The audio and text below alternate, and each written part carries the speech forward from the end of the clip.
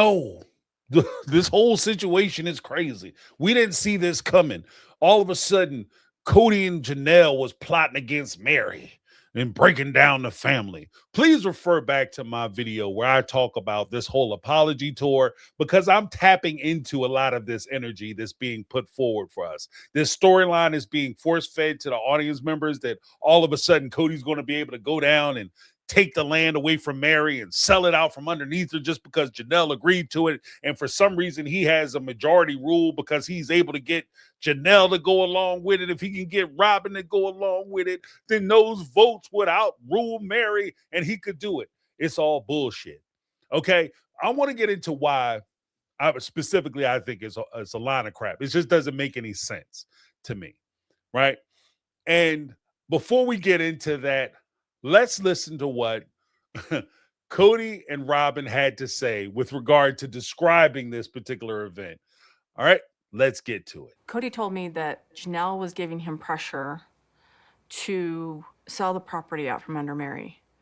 Janelle's like, hey, listen, we need to sell this because I'm afraid we're losing the buyer. And I'm like, okay, just Janelle's always been kind of my financial advisor, but she's an ex-wife now. Now, this is my personal favorite because, Janelle has always kind of been my financial advisor, and she's the one I would trust for these kind of advice things. I don't know, like you trusted her when she said you shouldn't buy the McMansion, like you trusted her when she said that you should add everybody's name, including hers, Meri and Christine's name to the McMansion because they were kicking in money for the McMansion and it was supposed to be a family asset. You mean like those times that you completely ignored her, but now all of a sudden, because she said something which could be perceived by the audience as derogatory against Janelle in this particular situation, oh, it was all Janelle's fault. She said it, and I have to listen to her. That kind of crazy stuff, ridiculous on its face. And I appreciate the fact that Kody and Robyn are now trying to say it like, oh, this is something that Janelle has suggested, and she was talking about it with me because she was desperate.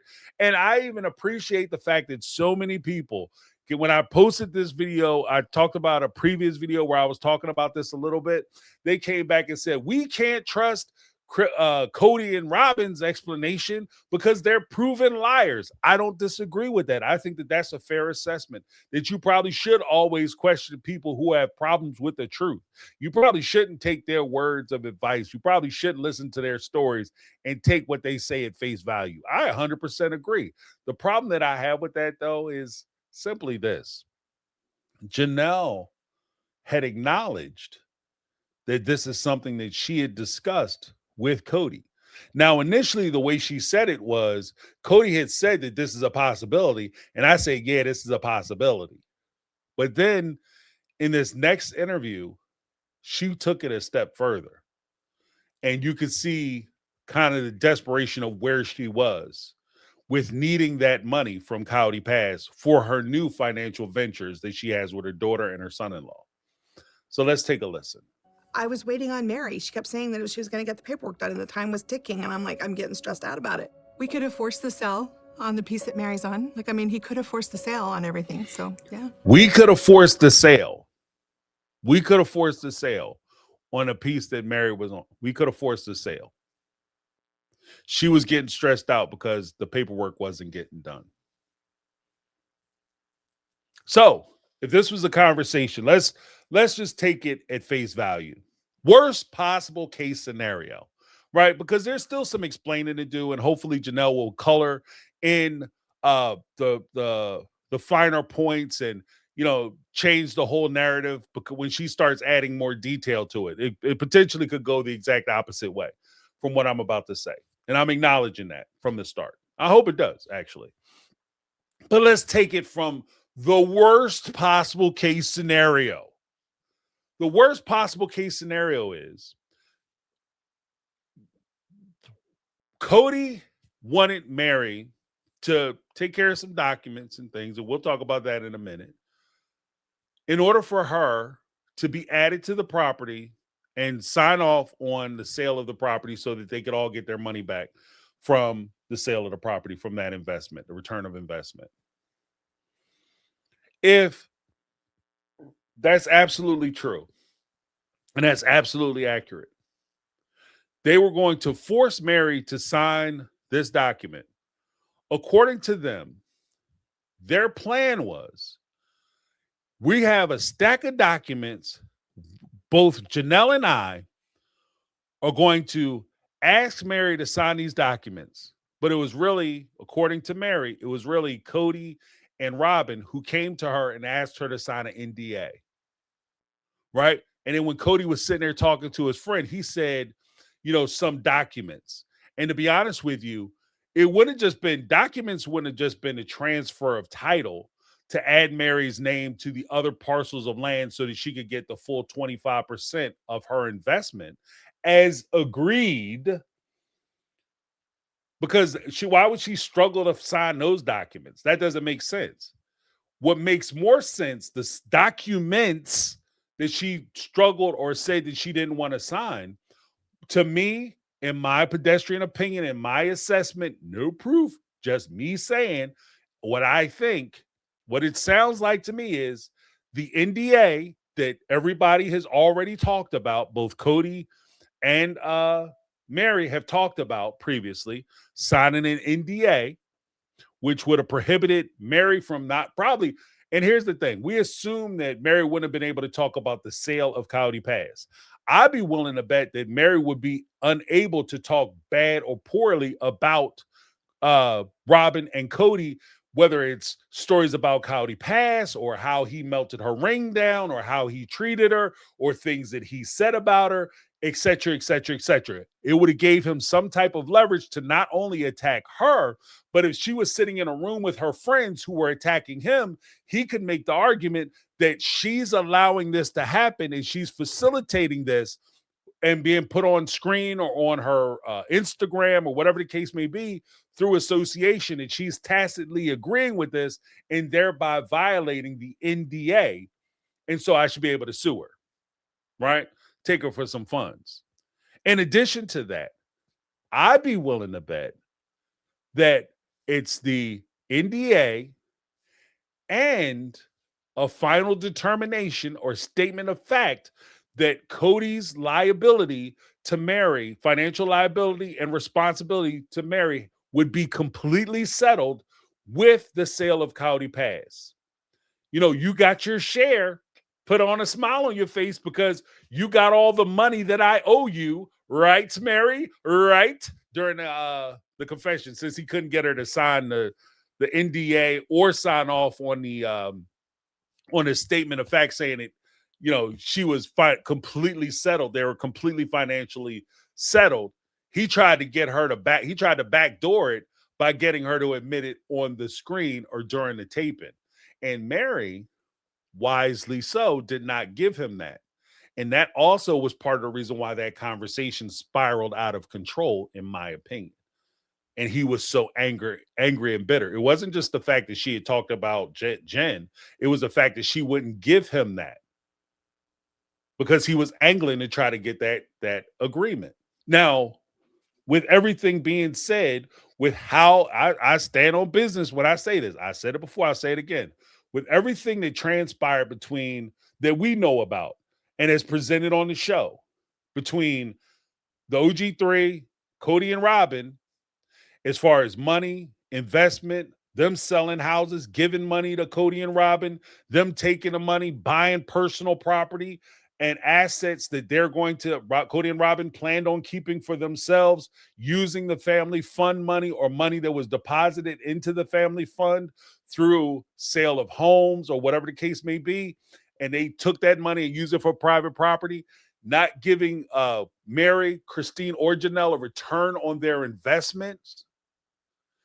Meri would be a damn fool to sign off on an NDA or say that she received all the money that she should have received by getting the 25% from Coyote Pass, when in essence, she might even deserve as much as 25, 30, 40% of the sale of the McMansion. This ties into what I was saying before, where it becomes a little tricky. Cody may have been talking and conniving with Janelle to try to get her to feel like she could undercut Meri, because this is how this family culture worked. They work on a democracy. If three wives agree to something and the other wife is just going to have to lump it because if they have the numbers for the vote, then the other people who lose, oh, well, you lose, and we could just move forward. The reality of it is, and this is why I say this is all a bullshit storyline, is because the reality of it is, much like their marriages, even though they may recognize their marriages and relationships as marriages and as like sacred vows and commitments, in the real world, in the legal parlance, Janelle, Christine were Cody's girlfriends, baby mamas. Meri was his ex-wife / baby mama. Robyn is his wife. Robyn is his only wife, his only responsibility since like season 8 or 9. I think it's like season 7 or 8. Robyn is his only responsibility as far as a wife, because she's the only one who's legally recognized as his wife.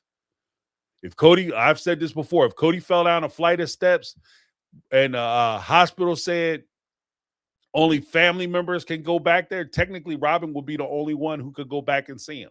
She's definitely the only one who can make medical decisions for him. Should we pull the plug and give you the cash out of his insurance plan, or should we try to, save his life and drain off all your financial resources? She'll be in there like, give me that plug. Boo, right? Because she's the wife. Like same. The whole idea that you can vote to decide that you by majority vote or majority rule to sell property out from underneath somebody, that's a no-no. That's a no-no. Meri is a legal owner, and because they're not married, here's the other part of it. This is the part that backhands it. Because they're not married and she doesn't have any legal ties to Cody, any real legal ties to Cody. She's basically like a stranger or an investor who partially owns a property. And if they go behind her back and sell said property, she has every right to go back and sue the hell out of them. Everybody involved. Anybody whose name appears on that document, whether it's Robyn and Cody or Robyn, Cody, and Janelle, she can go back and sue everybody and get her money.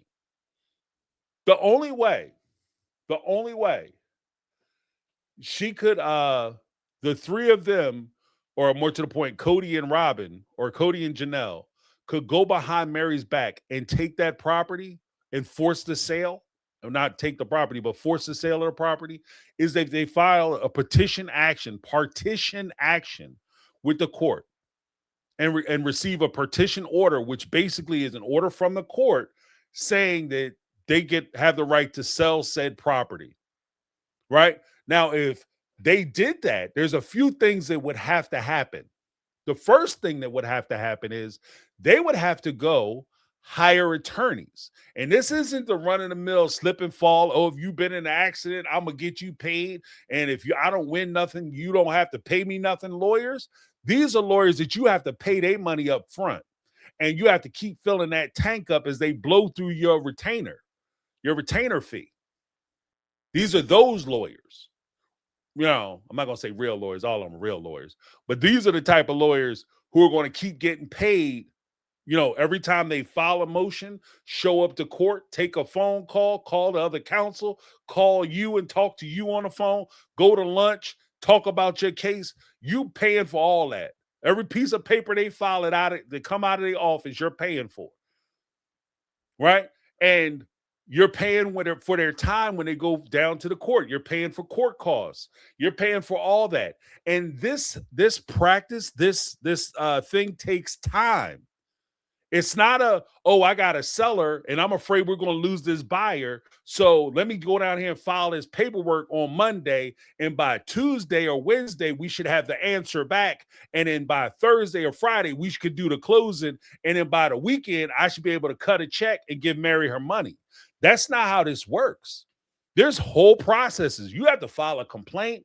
They have Meri would have the abilities, her attorneys would have the ability to reply to that complaint, give an answer to that complaint. They'd be able to file a cross complaint and countersue your ass.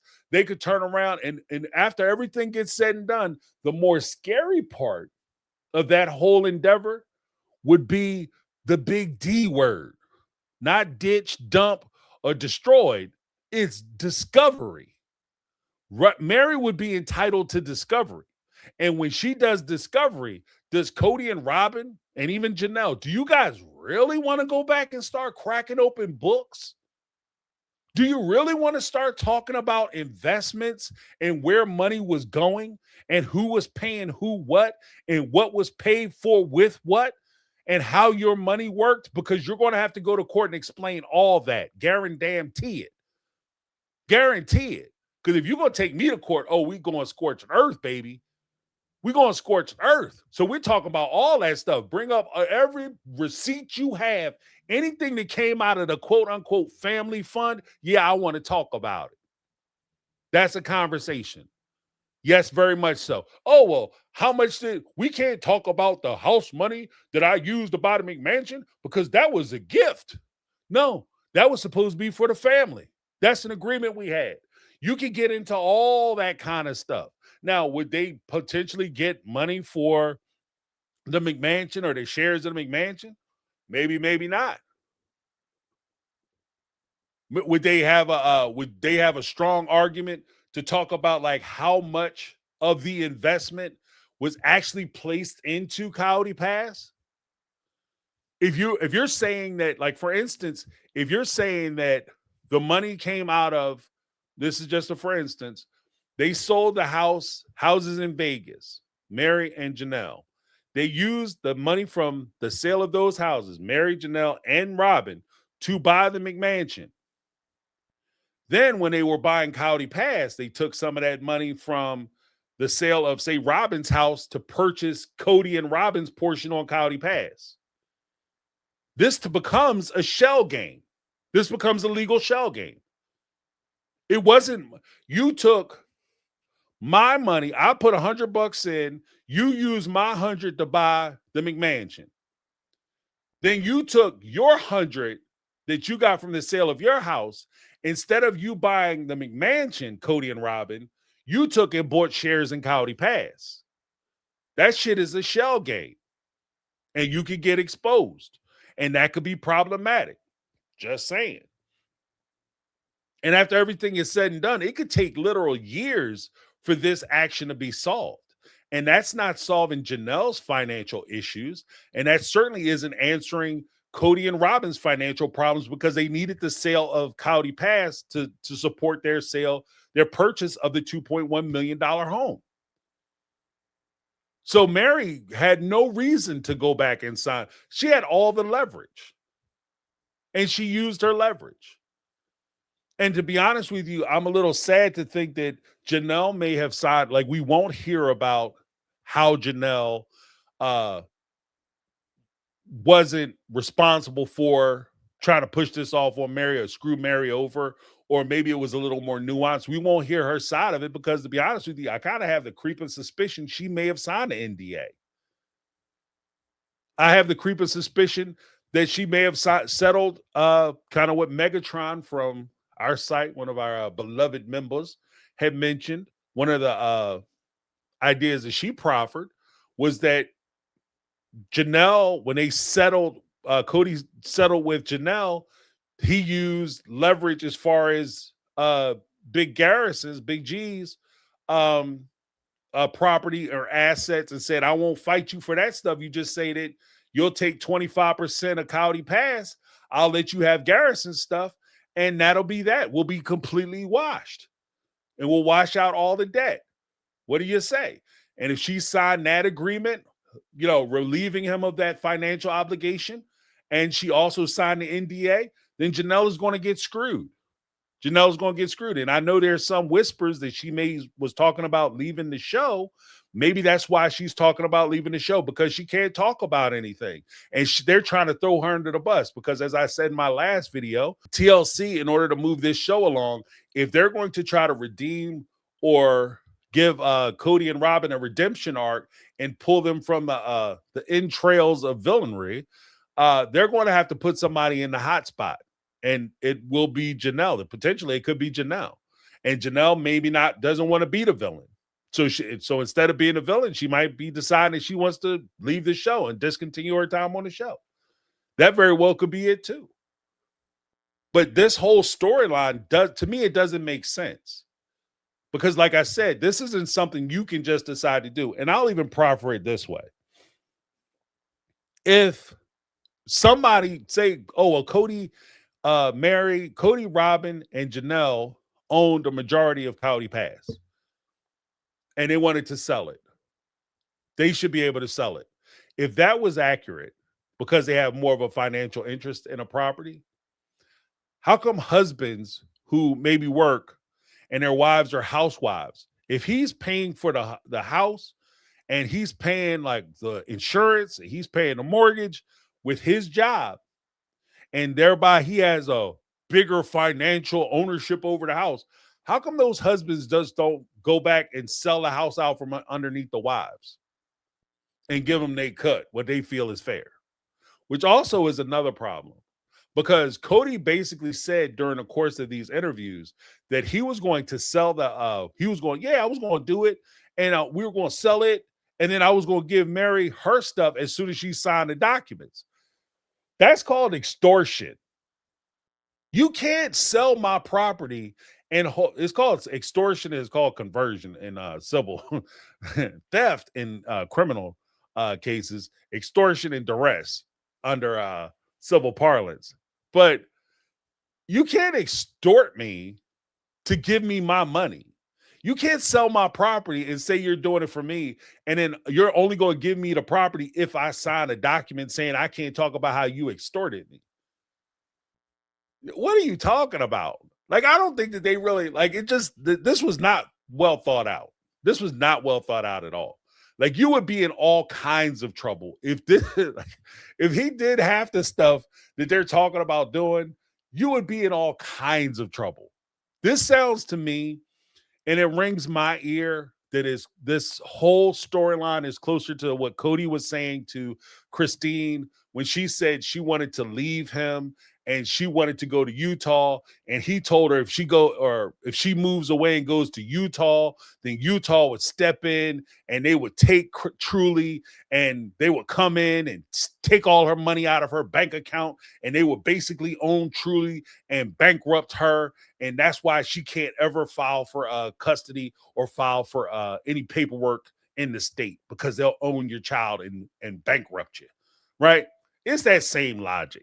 It just doesn't make sense to me. But let me know what you guys think. Leave your takes down below, because I'm very curious. If you're really interested in, call me up. If you disagree or strongly or vehemently disagree with what I'm saying, call me on Tuesday, because I run a Tuesday evening live stream, as well as, or leave a message on my Thursday night, for my Thursday night Speak Pipe. Just leave a message at speakpipe.com/mytakeonreality, and we can talk about it. Definitely leave your comments down below. Hit that like button. Hype the video. Subscribe. Ring the bell for notification. All that good stuff. Give me the HBO special. Help a brother out special for the new year. That's my take. I'm James. This has been My Take on Reality, and I'm out. 'Cause I've been living life right like I